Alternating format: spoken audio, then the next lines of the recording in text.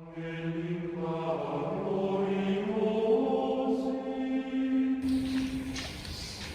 today's gospel reading, our Lord says, "Do not give what is holy to dogs, and do not throw your pearls before swine, or they will trample them underfoot and turn and maul you."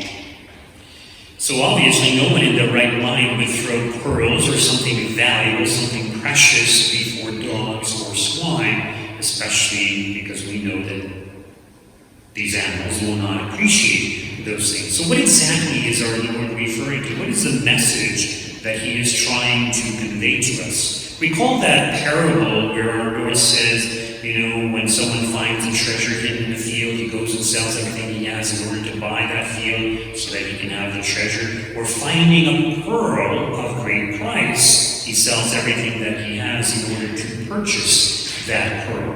So this can refer to the faith in general, but it can also refer to the things that we as Catholics, as believers, consider precious and valuable.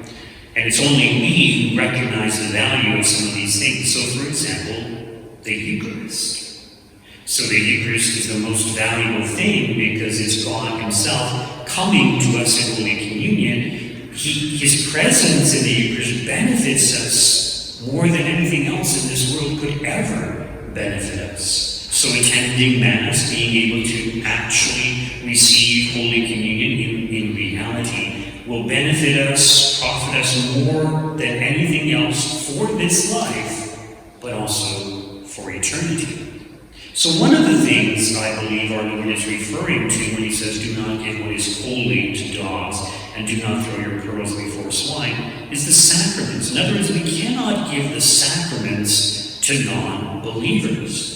And this is especially so in regards to the Eucharist. We cannot just give the Eucharist to anyone. So there's 5 different things that are required for a person to be able to receive Holy Communion. First of all, they must be baptized. So baptism opens the door to the other sacraments. Not only that, they have to be a baptized Catholic. So they have to be Catholic. They have to have reached the age of reason and understand what the Eucharist is. It's not just a symbol. It's not just a representation. It's not just some sort of a memorial. It's actually the body, blood, soul, and divinity of Jesus Christ. Our Lord is truly substantially present in his entirety, that in Holy Communion we are receiving God himself. The other thing is that the person has to be in a state of grace. If they have committed mortal sin, they need to go to confession before they can receive Holy Communion. Otherwise, it's a sacrilegious communion. It's not going to benefit them. It's just adding to their sinfulness, adding to their offenses towards God. And the other thing that's required is that it's not enough for the person simply to be Catholic or to consider themselves to be Catholic. To be Catholic means you accept everything that the Catholic Church officially teaches. So all its moral teachings, all of its doctrinal teachings. So basically accepting everything in the catechism. Unfortunately, many people don't know their catechism well enough, so sometimes they may not accept everything, but if you are aware that you reject certain teachings of the Church, for example, the teachings on the use of artificial contraceptives, that it's a grave evil, that it's morally wrong to use artificial contraceptives, but if you go ahead and use them, then you're not in a state of grace, you're not really a Catholic. So if you have issues with anything pertaining to the faith, whether it's a moral issue or some doctrinal issue, speak to me or do some research on the internet. We have answers. So there should be no obstacles to someone. So getting back to today's gospel reading, our Lord is saying, don't give what is holy to dogs. Do not throw your pearls before swine. So he uses these kind of derogatory words or descriptions, dogs and swine. And nobody would give their jewels or things that are precious to wild beasts or animals that cannot truly understand. So the point is, people have to understand. And this applies not just in regards to the sacraments, but we can say it also applies in regards to the faith in general.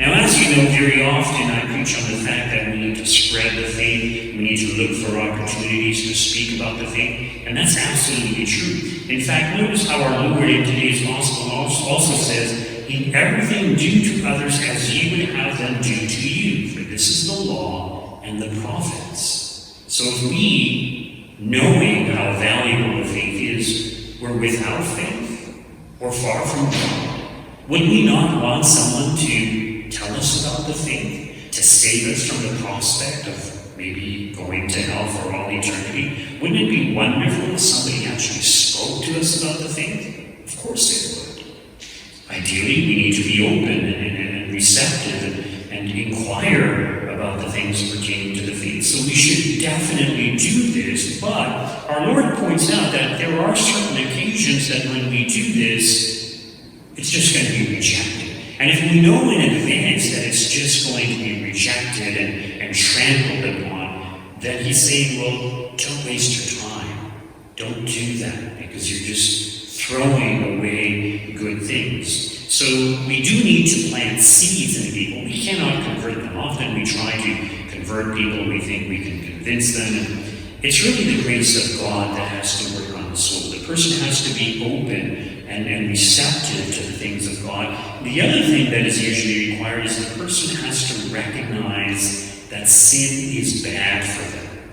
And we preach that sin is bad, not just because the Bible tells us, not just because God tells us, but because we can know through empirical evidence that sin is detrimental to the well-being of individuals. So we need to convince them to give up a sinful way of life, and yes, we should present the faith to them in a charitable manner. But say, for example, in your workplace or amongst a group of friends, everybody's mocking the Catholic Church, and it's clear that they're all opposed to things. You know, some people say, oh, Father, I failed to speak up when I should have. And maybe that's not an opportune time to speak up. Why? Because especially when there's that crowd mentality, the crowd mentality is very strong because of peer pressure. Everybody's afraid to go against the crowd. So in that crowd situation, if you present the truth, everyone in the crowd, even those who might be open, are going to just go with that crowd mentality and oppose you and reject you and further ridicule your faith. So maybe that's not the best time to speak up. The ideal is that if that were to happen, when you have an opportunity to speak to some of those persons individually, to take them aside and say, you know, the other day when you guys were mocking Catholicism, well, I just wanted to let you know I'm Catholic, and I was rather offended because we don't really believe those things that you claim that we believe in. We're not superstitious. We believe in science. We believe in the advancements of science and all these things. So, in other words, explaining the faith in a way that is acceptable, and ideally when we know that the person is going to be open. And this brings up a topic that comes up very often in my ministry as a priest. I get a lot of parents whose children have grown up and strayed from the faith. And a lot of these parents are very pushy, very insistent that their children come to the faith and or come to church and practice their faith. And while it's good for parents to be concerned, they have to be careful that they are not too pushy, too insistent, nagging their children all the time. Because what tends to happen when parents do this is they're really pushing their children away. So often, unfortunately, children growing up today, when they become adults, think that parents, older people, they're just not as educated. They just don't know. They're just superstitious. They've just been taught all these falsehoods about the faith. So of course we know that that's not true. So I often talk about top-notch scientists and so much evidence in support of our faith. So the problem is we're not always able to explain those things well and to sound intelligent in doing so. So when children or young adults who have grown up have this attitude, sometimes it's better just to pray for them and to still drop seeds, occasionally to encourage them to look into things, but also encourage them, why don't you talk to Father Stephen, or why don't you do some research? Why don't we have an intelligent discussion? If you don't think I'm capable of that, okay, maybe we can ask Father Stephen to discuss some issues or things like that. But even if they were to do that, sometimes young people are just stuck in their ways. They think they know what is best for themselves. They don't have the wisdom that older people have. So prayer is very powerful, and we need prayer. So for these parents, yes, pray for your children. Make sacrifices for their children also.